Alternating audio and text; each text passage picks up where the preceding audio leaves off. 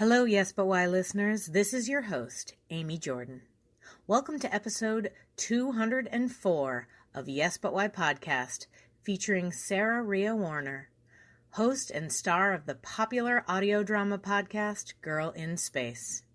But first, let's talk about our sponsor. This episode of Yes But Why podcast is sponsored by Audible. You can get your free audiobook download and your 30-day free trial at audibletrial.com/yesbutwhy. Our guest this week hosts the Right Now podcast, all about writing, and Audible has hundreds of titles on the subject. Do you want to learn to write a memoir or maybe a song? Audible has something for you. Audible is available for your iPhone, Android, Kindle, or MP3 player. Download your free audiobook today at audibletrial.com/yesbutwhy. So this week's guest is speaker and podcaster Sarah Werner. Sarah was just an absolute delight throughout our entire conversation. I was honored that she agreed to be my guest. She is a big deal in podcasting. I couldn't believe she said yes. You can support Sarah by listening to her shows, the Right Now podcast for writers and the sci-fi audio drama Girl in Space. I now present to you Yes But Why, episode 204, Sarah Rhea Werner and flinging yourself down your own creative staircase.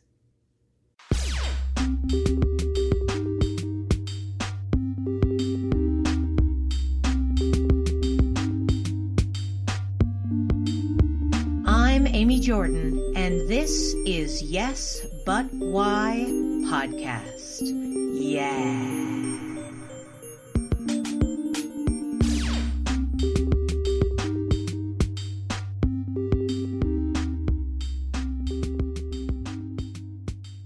What is the first moment in your life when you did something creative and you knew, like, oh, this is my thing. This is my jam. I like this. Oh, I love that question. Oh my gosh. Okay, so is it weird if I have an answer already? I'm No. Immediately. Okay. I'm not Why usually would this that person. be Usually weird? It takes me a while. like weird in my own context. I'm just not used to having answers ready, but this time I have one for you, and I'm really excited about it. I'm so glad. Tell me. Well, thank you. So I was in first grade, and for whatever reason, I was writing a book, like you do. And it was on newsprint, the 8.5 by 11, and I was using crayons, and there was some sort of rubric we were supposed to be following. I don't know if I was following it or not. I just liked making things. And I remember turning the pages in my book, and I was writing, I think, a fairy tale. And I just remember this overwhelming sense of power that came over me when I realized that I had a choice with what happened in this story. So to back up for just a second, I grew up in a very strict household. There was no TV watching. There was no being out of the house after a certain time in the evening. There were no friends allowed over or anything like that. But when I was writing this story in my first grade classroom, I remember just swelling with excitement. I can have literally anything happen. And of course, what I chose as a first grader was having two crocodiles fight in a river of blood, like you do. Oh, yeah. And, as the princess looked on in fascination and disgust. But it was just such a powerful moment. And that has always stuck with me. That no matter what my circumstances are, I always have the choice to create what I want to see in the world. Yeah, wow. Two crocodiles fighting in a river of blood. Sure, absolutely. I think that one makes total sense. That one's classic right there. And the teachers look at that and they're like, makes sense, for sure. Yeah. Obviously, what else would you do? Can you imagine how many insane stories that teacher saw over the years? The crazy things. And then she has to be like, oh, okay, great. And then his head explodes and blood goes everywhere. Okay, excellent, children. Next one. Ooh. Good job, children. Very normal. Very good. Yes. You guys are so creative. It's okay. I mean, I'm into it. That's fine. I'd rather kids get it out and making tiny little books and having a fun time with crocodiles and their imagination. If they can get it out that way, I feel like it's probably better. Yeah, it's healthy, right? Healthy. Yeah. Healthy is the word. So speaking of healthy, you mentioned you were a strict household. Was the power that you sought to have over your characters, or found that you had over your characters, something you didn't have a lot of at home because they restricted a lot of the stuff you had to do? Yeah, yeah. And it was just, you never realize that you're free in your own imagination, or at least I didn't. For me, that was something that I had to realize. And it was, I don't necessarily know if I was like looking for, power or whatever. I'm not generally a very power hungry person, but it was just so interesting and fascinating to realize that there were places in my life where I couldn't be controlled, where I had the final say in what I thought and did. And that was just absolutely liberating for me. And it's something that I've kind of clung to even as an adult in lesser situations. So, I'm self-employed now, but back in my corporate office days, like realizing, oh, I can just daydream through this meeting and nobody will know. And that's cool. Like I have the power over what I do. So, I don't know. It's stuck with me throughout my entire career, and I've ended up making a career out of it. It's funny because even just like listening to you talk about how you're like, yeah, I have the power to daydream during this meeting. I actually feel like a lot of people don't think they have that power. Like Yeah. Not that they don't have the ability to do it. Sure, they can do whatever a human body does, but like they feel like, well, I have to stay totally focused in this meeting, so I can't think about anything else right now. I have to do this one thing. And I feel like you're probably right that you should allow yourself the sort of like leeway of being able to do what you need to do in the moment, like make choices for yourself personally. Like if you're like, yeah, I know everything they're going to say in this meeting because I'm the one who wrote the script for this meeting. And right now I really just can't wait to go to the bar after and get the fish and chips that I'm dreaming about. So I'm going to think about that instead. Whatever thing it is that you need to kind of get yourself through. Sometimes I wonder if the anxiety that so many people feel, and I don't mean to downplay any actual mental illness, but really just sort of like general anxiousness in the sort of like overdriven, too intense power world that we live in. They don't give themselves the ability to dream, to relax, to like enjoy their own life and create worlds in their own heads. Yeah, absolutely.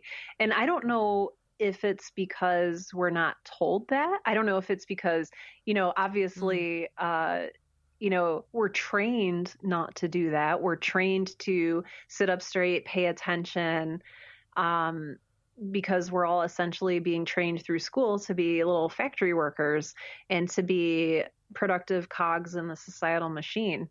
But I don't know, you're always free. You're always freer than you think you are in your own mind. And that's just been something that's been really grounding for me, sort of ironically.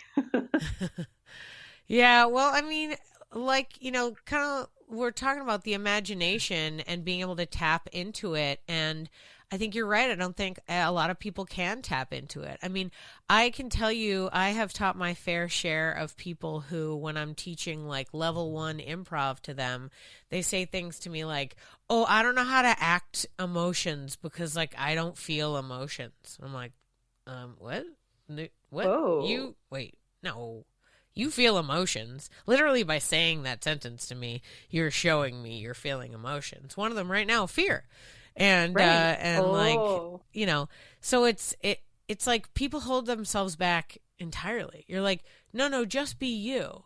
Like, so I've actually since having students like that, I've like changed my tack at approaching talking about how to act and how to do the emotions, because people really like get scared about a certain like idea of them playing, you know. Mm. And similar to you as a child writing this story, you know, just accessing your imagination and like allowing yourself to do it.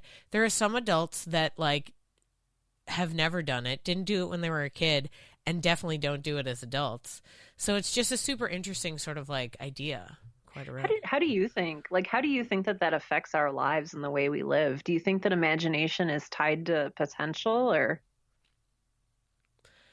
I feel like imagination is tied to the sort of strength to get through the harder times and yeah. the ability to weave a story is what gets me through the low points, because I can see that I've had a low point before. I've had an episode of my life that was sad like this before.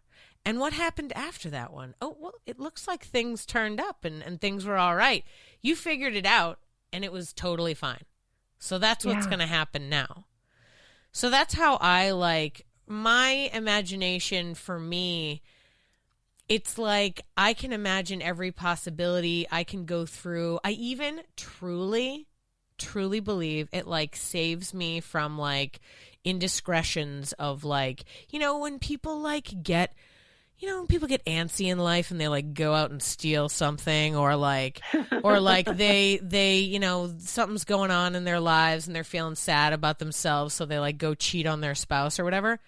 I'm not doing that. Now, no, don't get me wrong. I've done a lot of weird things before I got married. So I was like, it's fine. Don't worry. You've done it. Crossed it off the list. But, you know, having the imagination to just be like, okay, but instead of doing it, let's just think about it for a second. It'll be much nicer. And then you don't have to talk to that guy again. Like, oh, okay, cool. That seems nice. Oh, and he's gone. Whew. All right, great. Super wonderful. Like, I just feel like having the ability to like imagine different things, or like for instance, people who are like in 12-step programs, there's a thing, and I use this for myself so much to like stop myself like again from making bad decisions. There's a phrase, play the tape, and it's like for people in substance abuse groups, they're trying to remind themselves, like, remember the last time you made this choice to take this drink? Remember what happens after that. And then they like imagine the terrible things they did the last time. So they're like, nope. So the idea is play the tape. Don't like pause it at the fun times and be like, but it's gonna be fun. It's like play the tape to the end and see really what does happen. So I always think about that. I imagine like full lives. You know what I mean? Just like, what if this? And I like let myself imagine like a whole total other existence. You know, like during the day, I like glance on Zillow at like a new house and like imagine my whole life inside that house and like what it would be like and what the school would be like and my neighbor, we'd get along, and I'd make cookies all the time for some reason. Like just different things to like make me, you know, just think of fun little stories. I feel like it keeps me entertained and keeps me feeling like I'm alive in the moments when I could potentially be like, this life thing is tough and long and boring. Because it kind of is. I don't know. What do you think? I like that. No, I love that. It's almost, you know, presenting imagination as like a survival skill, as something that's necessary for making good choices and living a healthier life. I love that. And I've never heard the whole play the tape thing, but you're absolutely right. Constructing those narratives is how we learn and grow. Oh my gosh, this is all really fascinating to me, and I love it. Just because we tend to treat imagination as something so extraneous and as something so separate from living a practical, healthy life, that I love any idea that turns it on its head and makes it essential like that. I have a feeling that my family upbringing was different than yours, and every time I talk to a new person, it's like brand new, like, oh wait, your mom didn't do this weird thing, wait, you didn't hold picket signs at like in front of stores that didn't unionize, oh, I don't understand. And when I was like 6 years old, my mom had a little like she had a need for an after school program for me. And so she assigned me or got me a teacher who essentially just did plays with me in the afternoons. Like while I waited for her to get out of work, me and this like young girl who I was just thinking about the other day, Miss Blackwell, who knows what her name is now, or even what her first name was. But, we used to do plays in the afternoon, and it was like such a huge part of my life to do this. And after that, I did that with everything. Like I was just making plays and creating shows, and like that's pretty much what I do now. Like I think of every new project I do as just a different show that I'm doing, whether it's a podcast or a play or like I'm hosting an event or anything at all. It's all just shows. And, with a different kind of audience that I have to talk to differently, But my family clearly was super open to this idea of it. So I wonder, like you're saying, if you don't have access to this imagination, if nobody tells you like, hey, you should live your life being using your imagination all the time, and like you should try to put stories together, and like storytelling is like the ancient art of us trying to figure out life. So I don't know. Yeah, it's interesting, and I think it's interesting too. I liked what you said earlier about working with improv students who are maybe feeling some intense fear, and I think that a lot of what blocks us from accessing that is, I don't know if it's fear or ignorance, or if fear and ignorance are related in any way, but I think sometimes we even are afraid to access it because we're afraid of what's there, what we might discover. Because I also work with writers who are maybe sometimes hesitant to sort of give fully over to their imaginations. And it's just such an interesting experience to try to coach them into it and to try to let them get a little bit closer to what I see as something that's very, very freeing and very positive. Something that's helped with my improv background as well is the idea of like that every idea could work. Like in improv, there's no wrong move. Like it's just what's happening. Like there's no like, oh, you should have done this. Like sometimes I'll be like, I thought you were going to do that. I thought you were going to do this, but you made this choice and we totally went down this other road. Super interesting. Like there's no point where, in fact, like the number one rule is like at no point you can be like, hey guys, this is too complicated. Instead of it being these two guys robbing the bank, and it should be me robbing the bank alone. It's like, whoa, hey, what's happening right now? Like if the scene's not working, get out of the scene. But living in this moment of like whatever happens. It also, when I started doing sketch writing, and that was more like you have to write a script and someone has to memorize the script. So at a certain point, you have to let it go and say, this is the finished product that you need to memorize. And you have to give them, people don't memorize great. Number one thing. You got to, give them like a week or two with that final script. So you have to decide, this is it. This is the funniest moment. This is all I've got. And I'm often like, you can't be precious with your work. You have no idea what's going to happen. You don't know if everyone's going to love it or hate it. The room, we as the writers could love it. And then the audience is like, I don't get it. I can't tell you the number of times. I did a sketch show for 7 years. I can't tell you the number of bits that the like whole writers group was all like, oh yeah, this one's amazing. Everyone's going to die laughing. And then we do it to like crickets. And we're like, what? Oh no. How did they? Oh no. Why is it? Well, no, I mean, everything's a lesson, right? So, yeah. So, you got to try it out and see how it goes. And it doesn't kill you for there to be crickets when you thought. It just helps you learn, right? It helps you learn that the group of people who are all friends, who are creating stuff together, maybe have a tone of jokes that is very inside joke. And that doesn't allow so much for an audience to be in on said inside joke, right? And like, how unfun is it at a party when you see like 3 friends and they're like, remember Cancun in 98? And they're like, the waiter? And then you're like, cool, awesome, I'm here too. Like they're, okay. yeah. You know what I mean? So everything's a lesson. Even the bad stuff, even it doesn't work out, is totally good. You're 100% right. That's the hardest part about all of the creative arts is it's not just imagination for the purpose of like making good things. It's imagination for all the things, even the bad things. You know what's crazy about my imagination? So I think that when you do improv, you really exercise your imagination because you have to come up with new ideas all the time. And then you need to throw them away immediately and come up with new ones. So your brain becomes very attuned at like just 27 ideas. Like I can rattle off like thousands of different like possible scene ideas at any time, purely just because my brain's always thinking of them. But when I had the baby, my brain was like, I'm going to use your imagination now to imagine every possible terrible thing that could happen to this child. I'm going to do it. Watch. And I'd be like, oh no, why? There'd be so many of them. I didn't know my imagination was so good at its job that it could come up with so many crazy possible things. And I'd say to that brain, like, you know, that's not even possible. That's like a thing that happened in a movie one time and they debunked it on Mythbusters. You know it. And my brain's like, who cares? You're watching it, aren't you? Like, why? Like, so, you know, imagination, good for you, sometimes bad for you. Just throwing that out. That's very true. I really appreciate that perspective.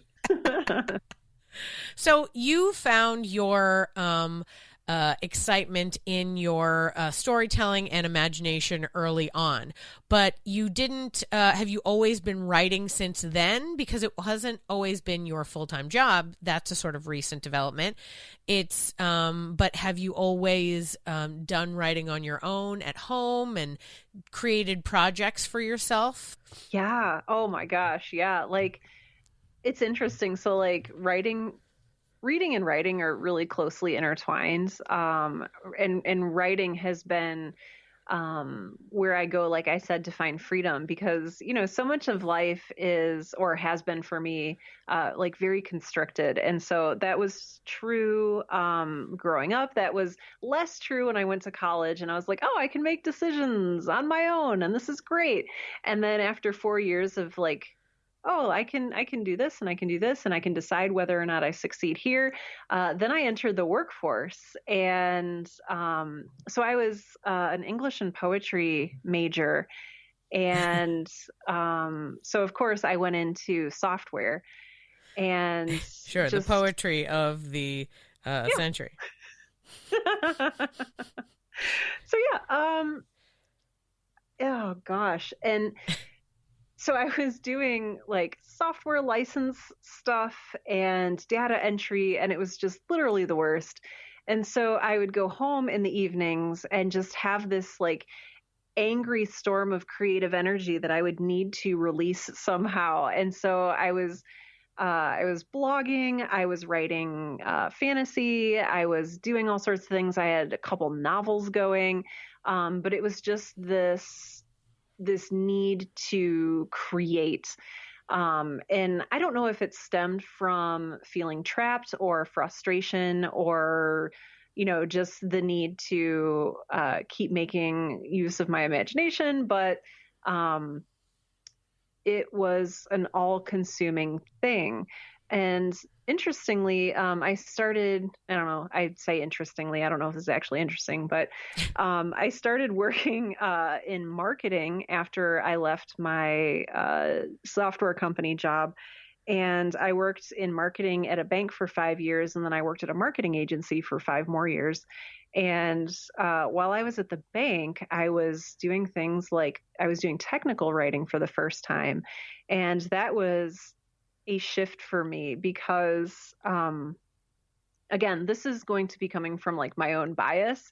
I don't love technical writing. I was like, oh, I'm writing, which is the thing I love to do, but I'm writing like Regulation D letters to people, you know, who aren't using their bank accounts properly. And it makes me want to cry. And so I was like, I love writing, but I hate what I'm writing. And it really forced me to discover that it's not the writing that I love. It's the creating. It's the imagination. It's the freedom. It's the sense of weaving together a story. It's not the writing itself that I love. So that was an important lesson to learn. Well, it makes me think of what a lot of people will say in, sort of my neck of the theater woods, which is like, when you do the thing that you love to do for money, it changes it in a way. Like if you're, especially if it's not on your own terms, like you write a book and then they give you money for it, great, whatever, that's just cake. But like if you're writing somebody else's thing, or if you're writing, whatever it is, it might not give you the same kind of joy, because now it's a job as opposed to like something that you're doing to vent your frustration, or as a calling, or because the story is in your brain and you have to get it out somehow. Which is also why I was mad at my imagination for doing all sorts of like, baby death fantasies. I was like, hey, I need your help. Don't do this. You're going to wear yourself out.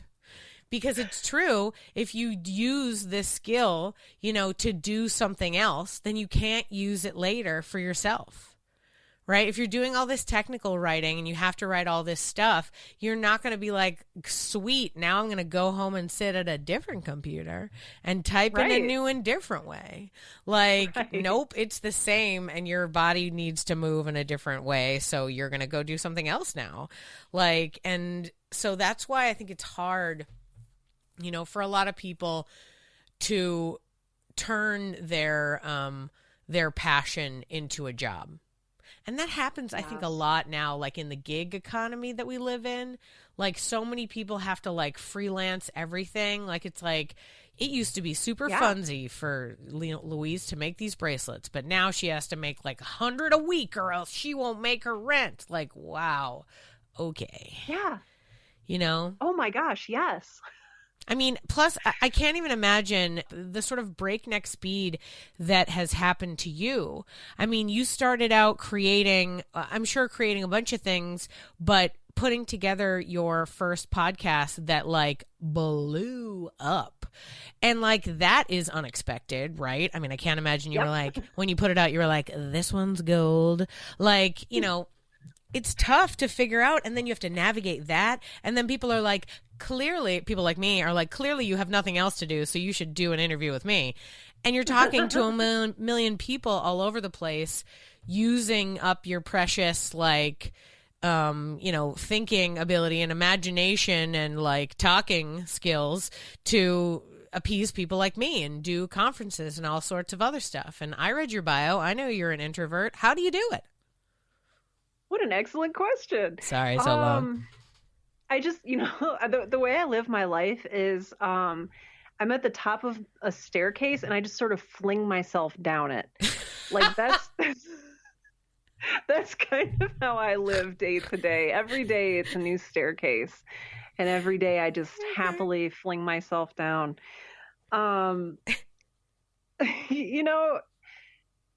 I like what you said earlier about us learning through stories. I love the play the tape example, because I know that I've gotten here by doing those things. And it's so interesting when we talk about conserving energy and using energy for projects, for creative work, for speaking with other people. I used a lot of my creative energy creating Girl in Space, which is my sci-fi podcast that kind of blew up. But when I was making it, it was an experiment.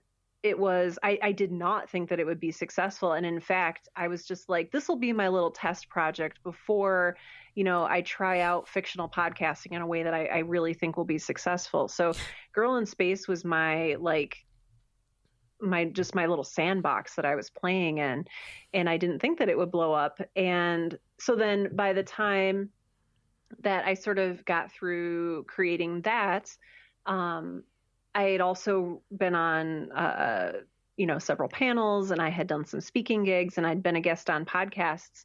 And I noticed that that's how I got Girl in Space to grow, was by connecting with people and interfacing with people, and building a community and being present in a community. And so I really sort of had to learn that the two things are connected.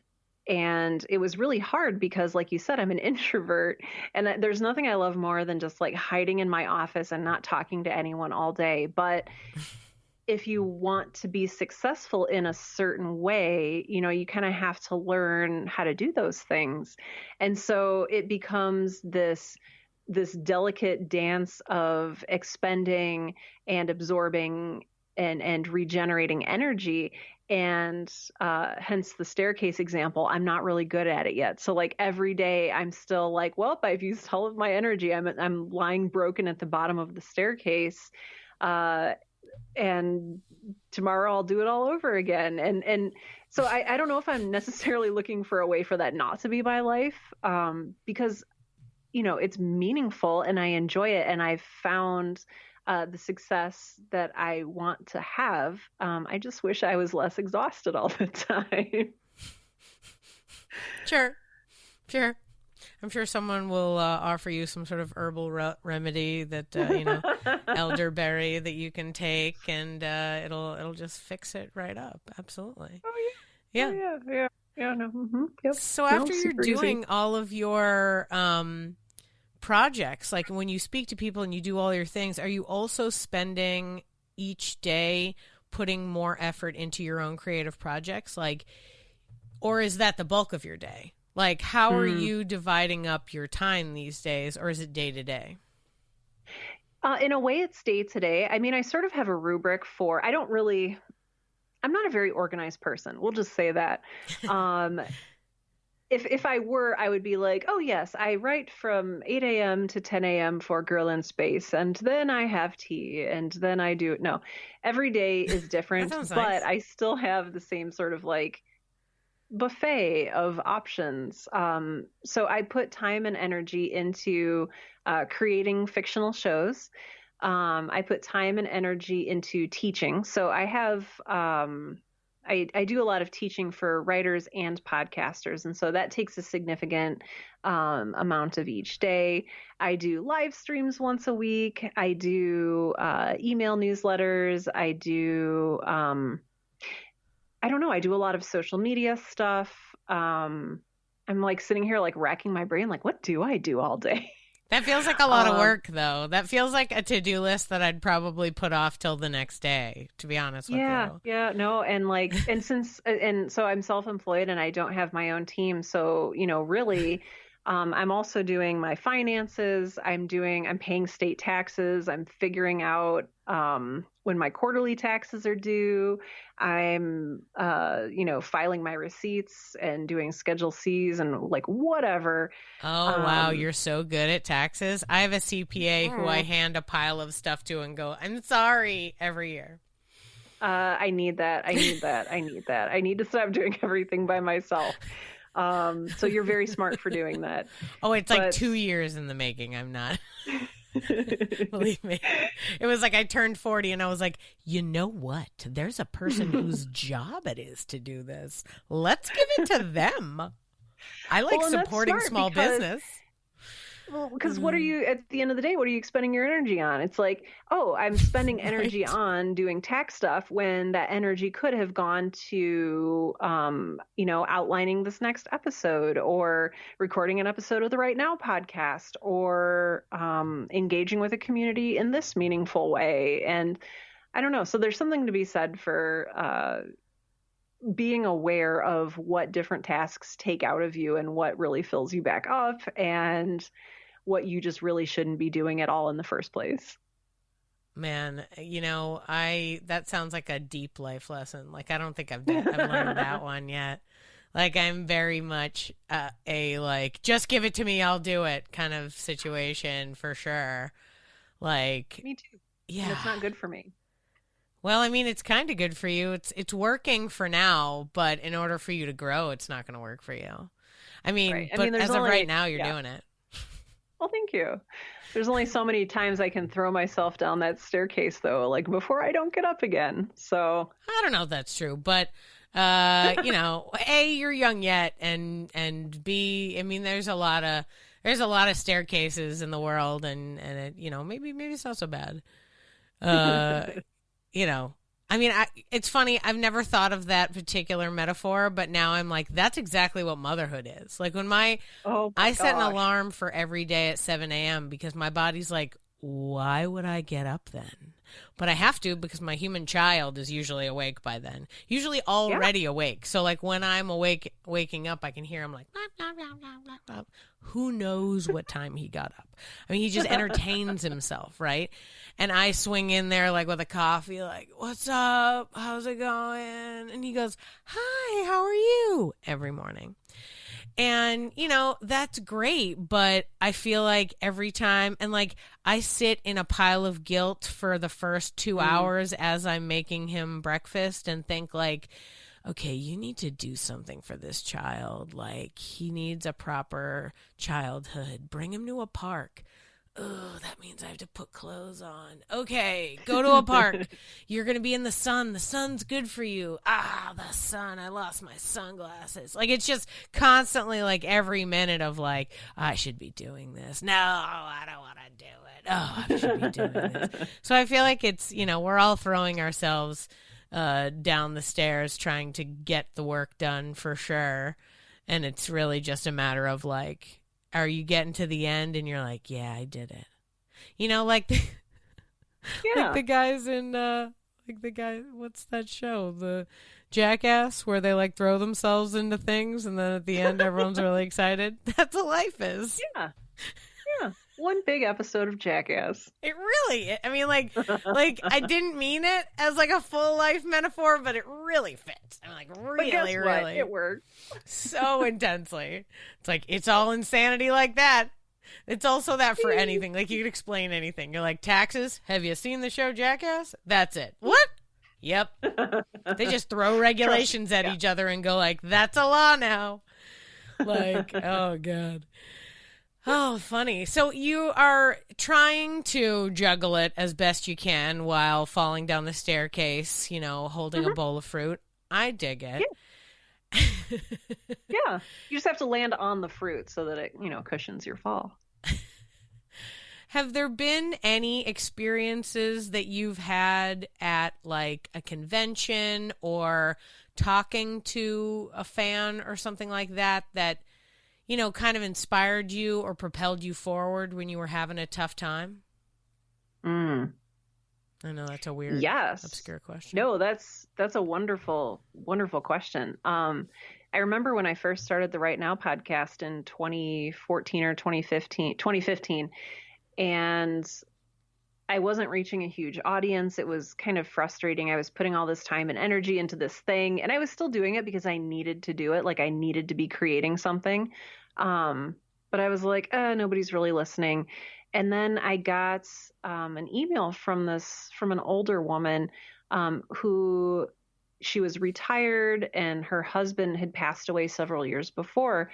And she wrote to me that she was listening to my podcast, which like in itself was amazing because like, you know, sometimes older people have difficulty like finding and listening to podcasts. And so I was like, oh my gosh, you're amazing. But she was listening to my podcast and using it as inspiration to write poetry about her deceased husband. And she was like, thank you for doing this podcast. I've really started thinking about my husband and I've been writing these poems about him and I wouldn't have done this without your show. And that was when I kind of realized like, this is heavy. Like, oh my gosh, the impact that we can have on other people. And like, we don't always know necessarily. Like, this is one woman that decided to write to me and tell me that she was writing poetry inspired by my podcast to like process her husband's death.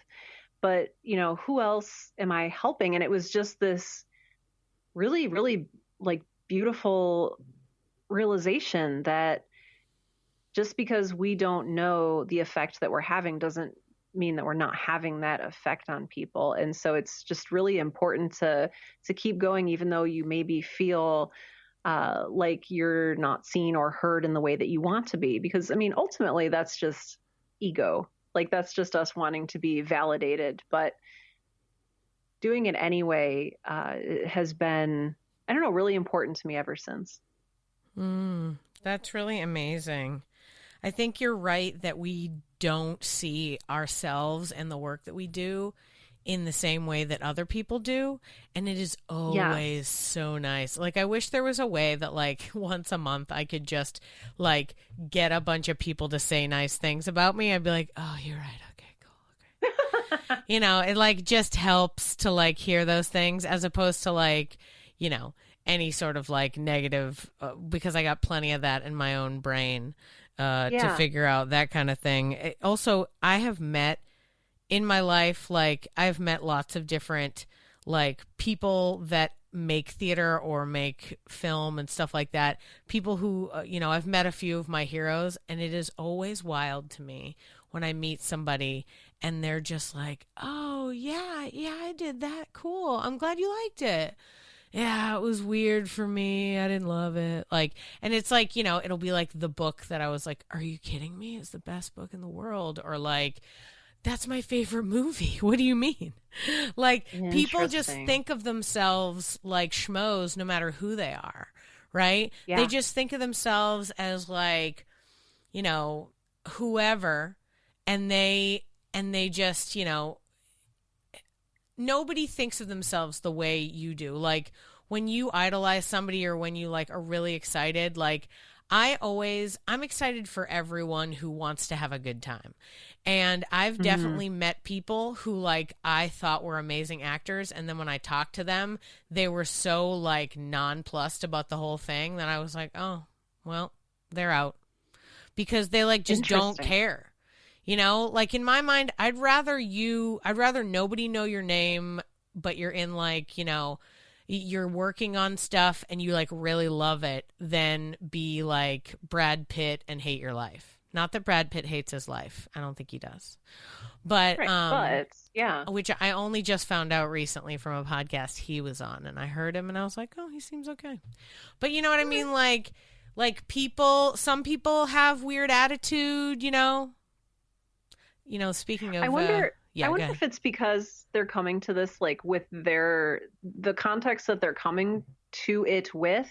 It's, you know, if something is like their day to day, if it's been normalized for them, that context that they come to it with is just so radically different from us, where our context is, we're viewing this finished product. We don't know the flaws behind it. We don't know the, like, scandals behind it or the things that went wrong behind the scenes.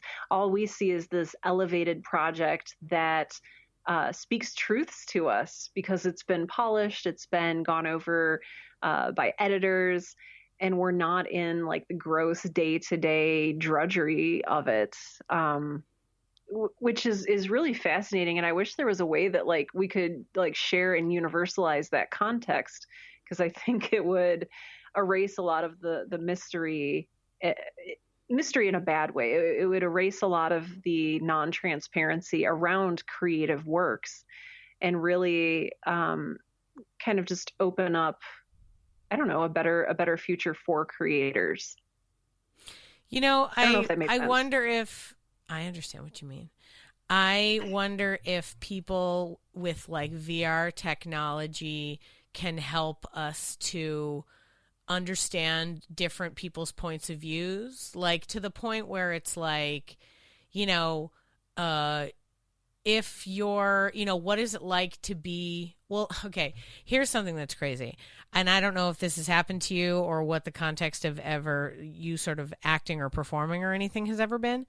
But yeah, if you're doing, like, any sort of acting, a commercial or you're in a movie or whatever, when you're the quote unquote talent, meaning the actor, they talk to you in a different way than they talk to other people.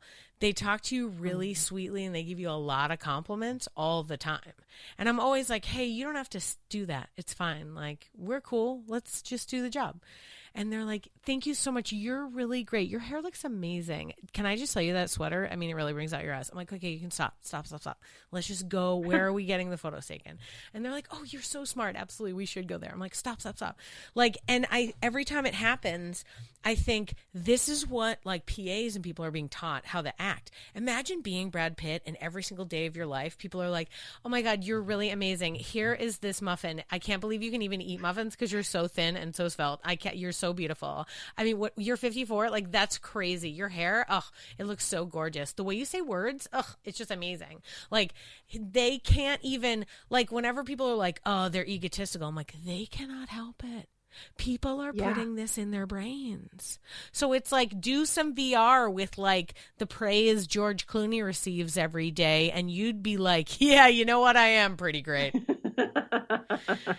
You know, or any person where you're like, that guy's delusional. Okay, cool. See a moment in that guy's like afternoon where like everybody's like, yes, sir, you're the best, sir. What do you think? Yes or no? And he's like, what's the situation? And they're like, it doesn't matter. Just say one of them. And he's like, yes. And they're like, great. That's wonderful. Okay, you're the sweetest. See you later. And they're like, terrible CEO makes terrible decisions. And you're like, what? I thought it was about coffee. Like, right. You know, you never know. And I hope that there could be a way so that we could see each other's point of views, if only just to create sort of empathy.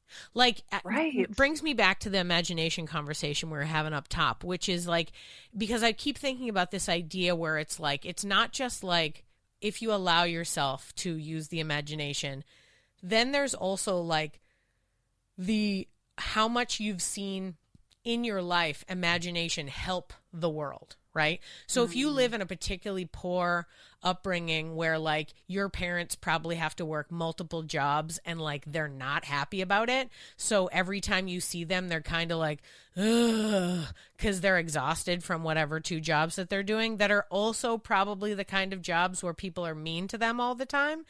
Like, that doesn't allow for much in the way of feeling good about yourself. And feeling good about yourself, I think, is part and parcel to allowing your brain to explore.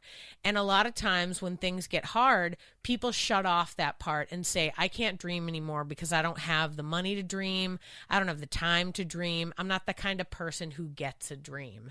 And it's like, whoa, like too much. I think everyone deserves it. Everyone can have it.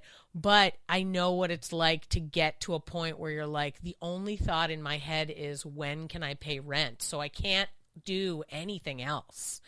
Like by creating this or doing that, you know, like I have to find another job right now. You know, the sort of situations that so many people are actually dealing with, and how they even raise up to the point of allowing themselves to be creative, to give themselves the time to say, what are the stories in my brain? And in fact, I think it's so much more important for people in certain positions like that to tell stories, because we don't have that many stories out there that describe what that's like or what it feels like.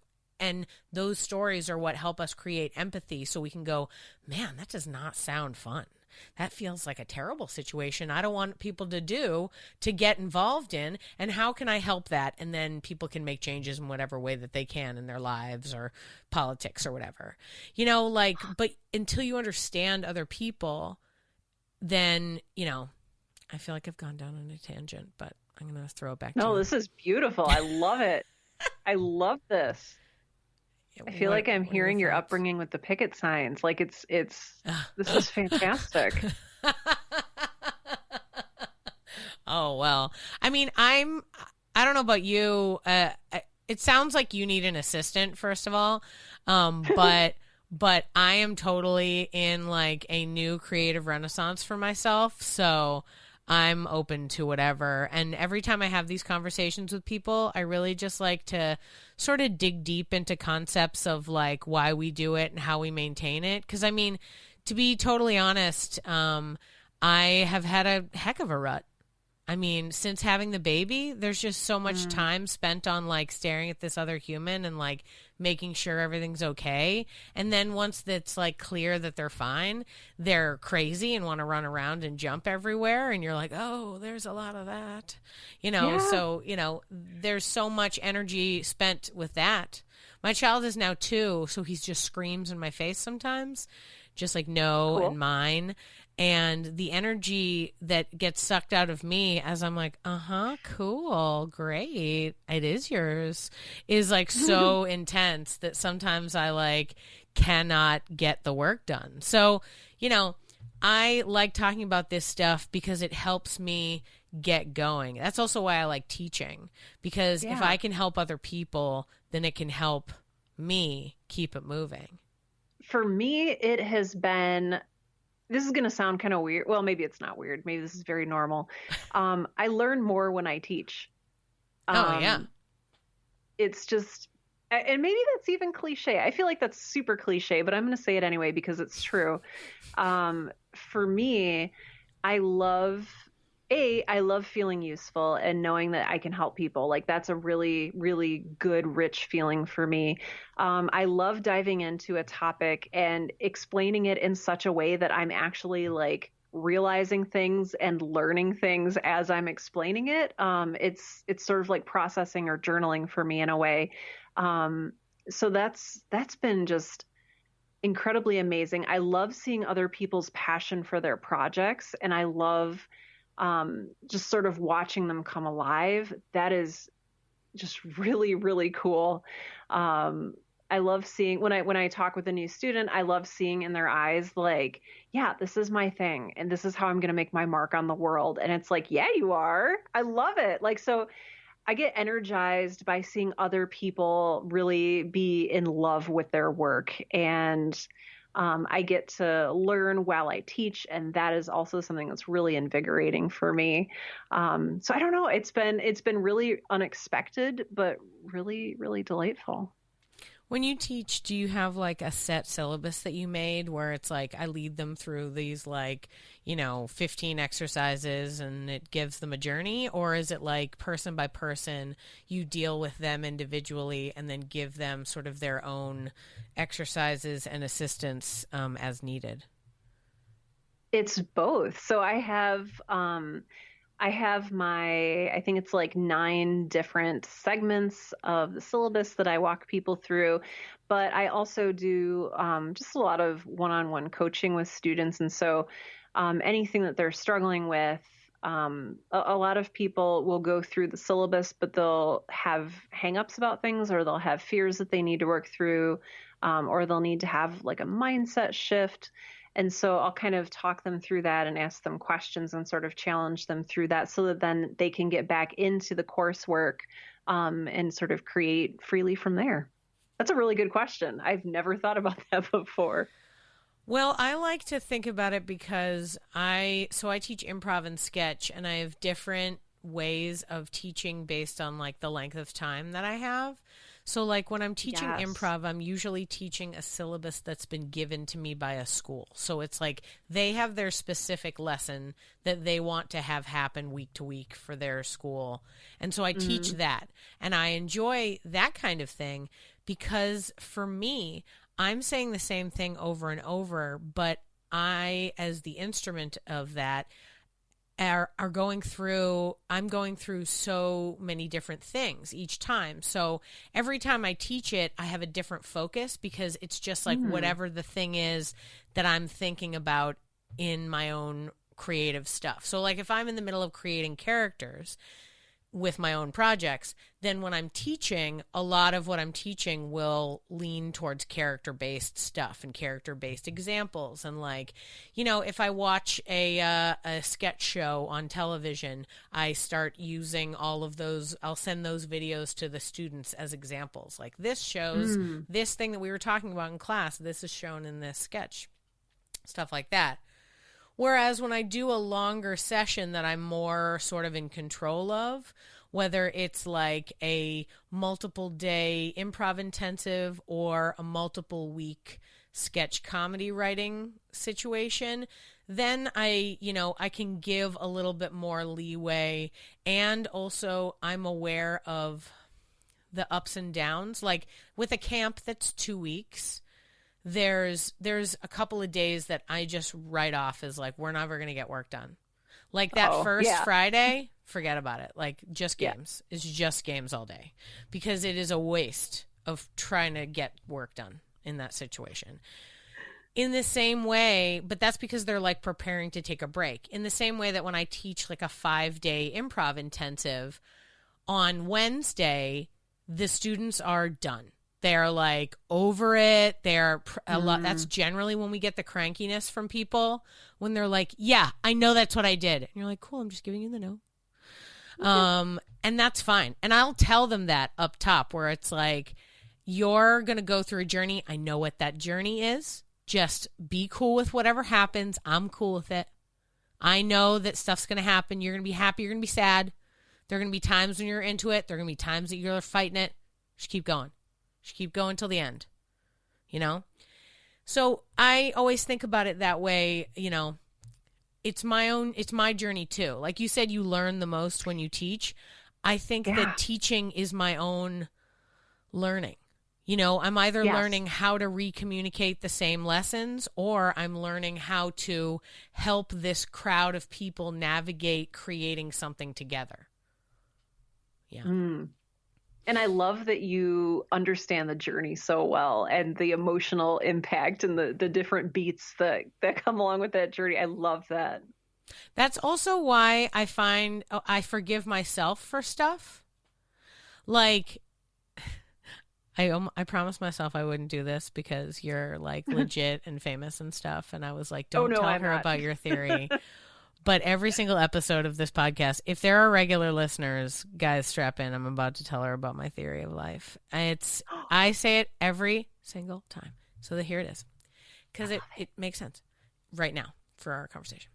So I think that we all have become new people every 18 years. I think once every 18 years, we have an 18-year journey from the beginning of sort of like birth to accomplishing a goal. And that goal is usually becoming something, like becoming a person in our own right. So 0 to 18, but there's all these specific factors that go in there. So 0 to 18, we're our parents' kid. We do what our parents tell us. We live where they tell us to live. We do what they tell us to do, and we pretty much just sort of live based on their rules, right? We're unaware until late in the game that there are other rules other than these rules. We just have to live under these rules for a while, and we're just like, man, do we rebel? Yeah. Are we happy all the time? No. Do we learn stuff? Absolutely. Do we always know we learned stuff? No. Ooh. By the time we're 18, we're not the same person that we were at 0, of course. And we're also not the same person that we were at 9, right? Halfway through. So then you are 18. You go out into the world to live your life. From 18 to 36, you are new you. You're adult you. You're figuring it out. You figure out how to do things like pay rent and not get evicted. You figure out how to move yourself in a car. You figure out how to like go to take classes or develop a skill, and you keep a job probably for a couple of years. Like, you go through all the things you go through. Usually between 18 and 36, people will get married and divorced, or have a drug addiction and be better, or, decide to be a lawyer for 6 years and then go, you know what? I don't want to do that. I'm going to be a poet and I'm going to live in, Poland. Like, what? But people have their whole journey, and 36-year-olds are not who they were when they were 18. Right? No. Absolutely not. And they're certainly not who they were at 27. Right? Yeah. Which, P.S., is a seminal age that everyone gets all like itchy about, 27. But you'll notice it's in the middle of this journey. Because in the middle of the journey, you're like, who am I? What's going on? When you're 9 years old, you are the most sort of woke to life than you've ever been in your whole life. It's like at 9 years old, you really get it. Someone tells you, like, I think, and I don't know, and I'll tell you later when I actually have a child who's 9, but I think it's right around that age when they like get all of it. Like, it's not like okay, I get it that we're human beings and that we're okay, I get evolution and how that works and stuff like that. And then it's like, and then people die and animals die. And then it's like, and you die. And it's like, wait, what? Whoa. Because there's a moment in everyone's life when they sort of grasp mortality. And then every day after that, that's just like a thing that they know. But it's sort of like 9-ish, 10-ish when you kind of like truly grasp it. Like the moment when I saw in my baby's eyes that he wasn't just a lump on a log and he was like looking around the room at like real things. I was like, oh, there he is. Like, you know, your brain just finds different points. Anyway, next journey, 36 to 54. 36 to 54 is a wild time. They don't tell you what to do then. Nobody's like, the cool times of 36 to 54. Nobody's like, check out this awesome calendar filled with gorgeous people in their 40s and early 50s. Never do you see these kinds of things, right? There's no one like amazing. Like the other day, like literally 2 days ago, there was a tweet. This is going to like establish when we recorded this. Like 2 days ago, there was a tweet that was like, I don't want to see any of those like best 20 entrepreneurs under 20. I want to see people in their 40s, 50s, and 60s in middle age, like doing great things and having wonderful lives. And then everybody, like Twitter exploded and everyone gave her a response like, I'm 46 and I just did this. I'm 42 and I just did this. And it was amazing, and it like proves my point that 36 to 54 is a new renaissance of a new person.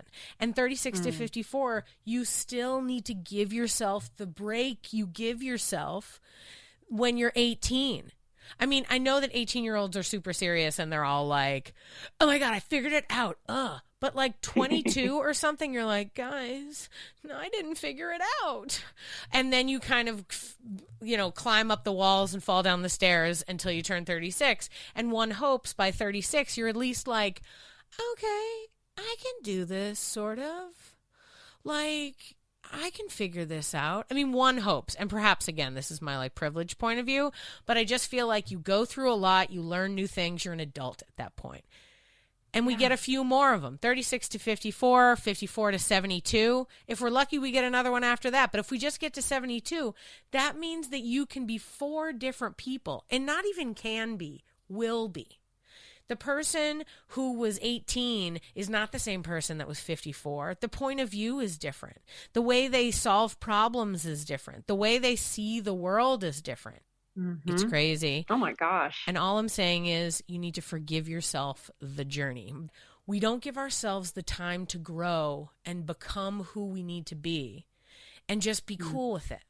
Like if you're 27 right now and you're listening to this, like be cool. You're going to figure it out. It's going to be fine. And every bit of it's just like an ebb and a flow, you know? Like I'm in my early 40s. Do I know what I'm doing? No, I don't. But I'm cool with it because I'm like, it's fine. By 54, I'll be solid. So I'm just going to keep learning, finding new information and getting new creativity and like embracing my new point of view on the world. Like I didn't know I was a Generation X until somebody told me. Great. What does that mean? And now I know. I love it. I love this. I was taking notes while you were talking. Oh, great. Oh man, I really want to write a book about it, but I don't think it's actually based on anything at all. Like I don't think it's based on yeah. I did do a small amount of research to find out that like lunar cycles go in 18 years, but then it would just be like one group of people would be affected by the 18-year thing. But maybe not. I mean, I guess the moon's wherever it is when you're born, and then in 18 years it'll be back in that spot, so that's your journey. But I don't know.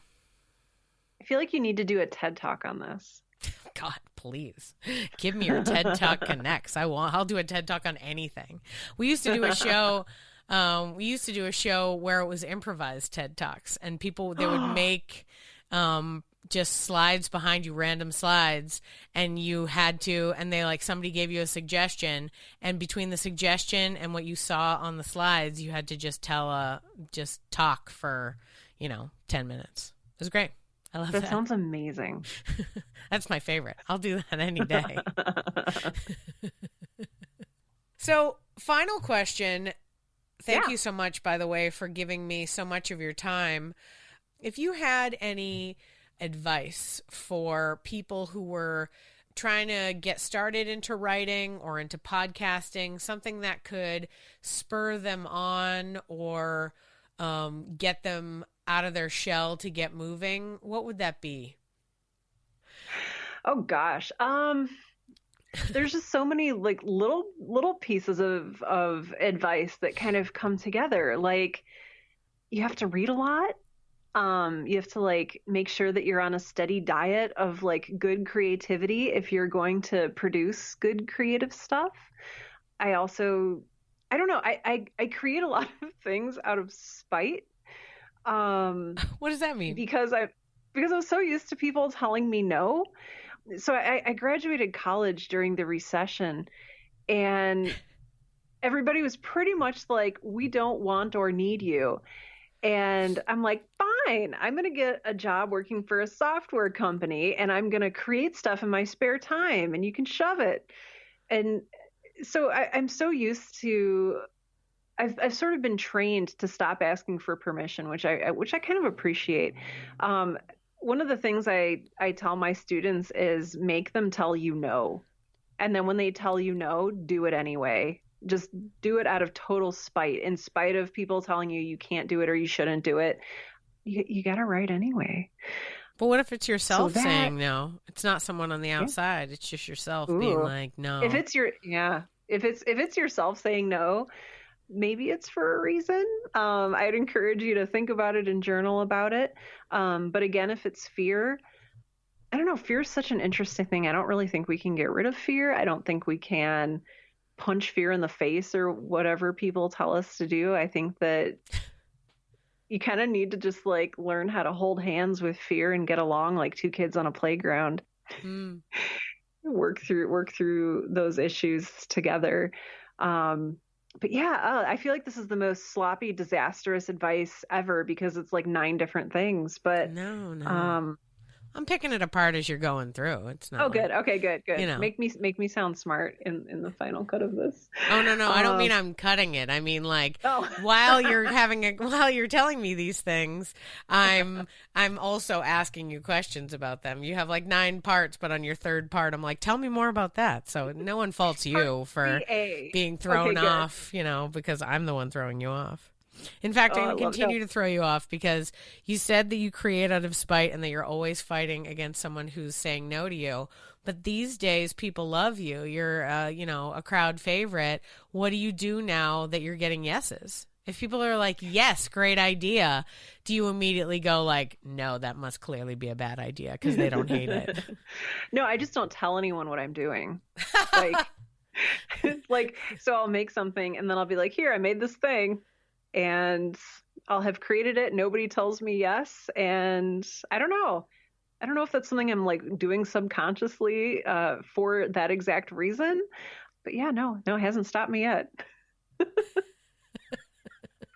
It sounds like I feel kindred spirit with you because I feel like for you, it's not about like how to get started. It's about like I have so many things in my head to get out that, like I'm just going to keep doing it. And if it turns into a success somehow, super. Otherwise, I'm just going to have a few folders on my computer with novels and screenplays and projects and stuff like that. Oh yeah. I have files. I have drawers full. I have in my closet, I have this giant plastic sack that is like full of printed out manuscripts. And oh yeah, it's all here. Like when I die one day, like somebody's going to go through all of my stuff and be like, she was an insane person. I always hope for my biographer as well. I always hope like someday they'll write a book about me.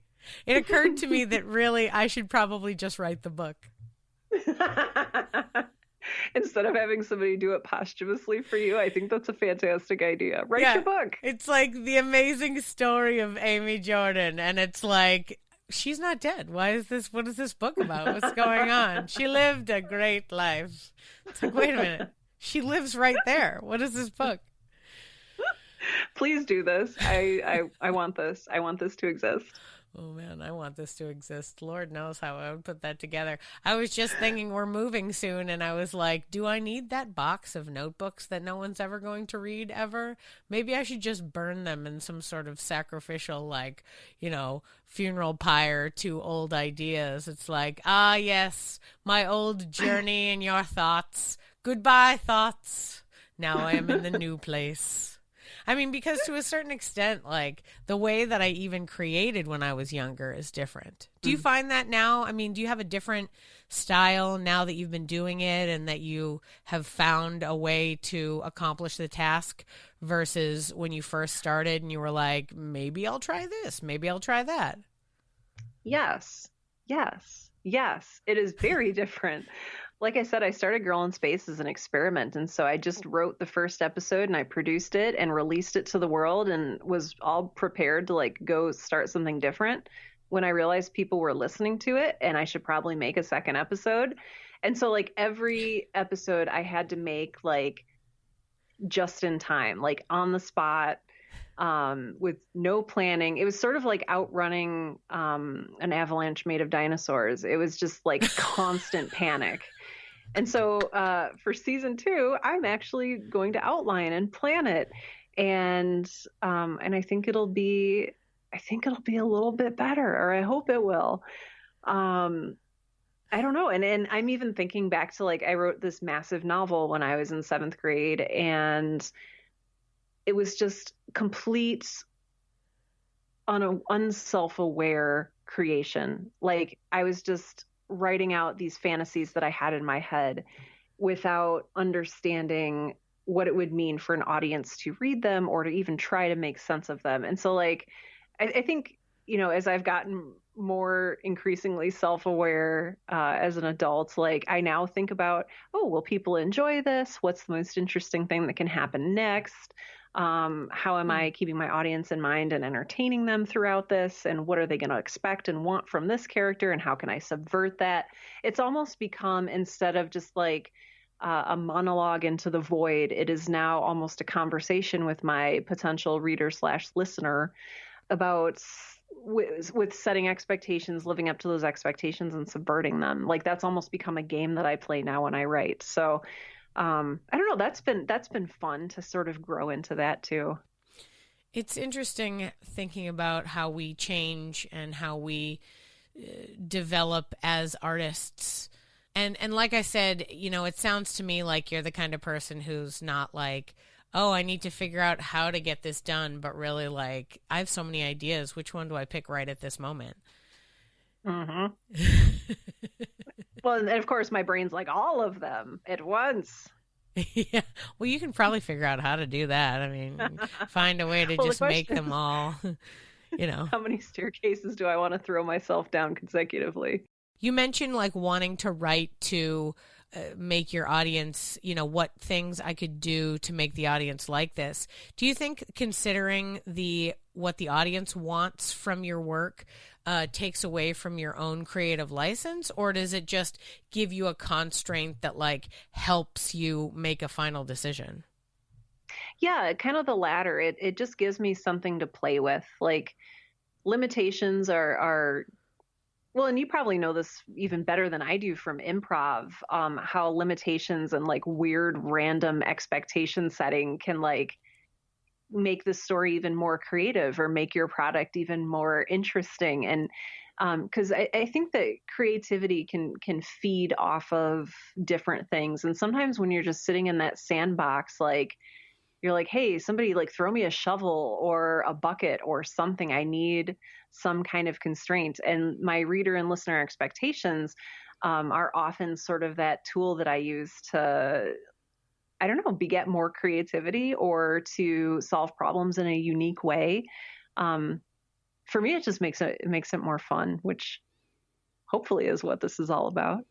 Do people give you suggestions? Like, I don't mean direct suggestions like, hey, you should do this, but are they like, hey, well, maybe they do just directly give you suggestions where it's like, oh, they do. Hey, I wish this would happen. Or like, is she going to do this? And then you're like, well, I guess she could, but Not anymore. I Because hadn't you thought just, about it. Yeah. Yeah. Yeah. Well, you wrote it on Twitter, so no. No. Was there anything else that you wanted to I think share? that's it. I mean, I'll probably think of like 9 more things that are actually like better, tonight at 3 a.m. But Good, stay up. no, I think for now I'm good. Yeah. I hope this has been helpful. I mean, you've been an absolute delight. Oh, you're very sweet. I appreciate that. I feel great about it. I feel like people who are out there trying to figure out how to get the writing done, and, especially people who are like me in their early 40s trying to like get back on the horse again. Like, I feel like a lot of the stuff that we've talked about has been very helpful for the subset of people that are similar to me in that way. And Excellent. I hope that everyone who is a fan of yours that catches this can be inspired to know that, no matter what's going on, whether it's you feel inspired or you don't, as long as you just keep trucking along and putting the ideas that you have in your head out on paper, that something will excite you, and you'll find a way to make a project that makes you feel good. And, maybe it makes you make money, but usually it's probably better if it just makes you feel good. Yeah. Oh, I love that. That's so perfect. Thank you. Well, thank you. This has been an absolute delight. So thank you again.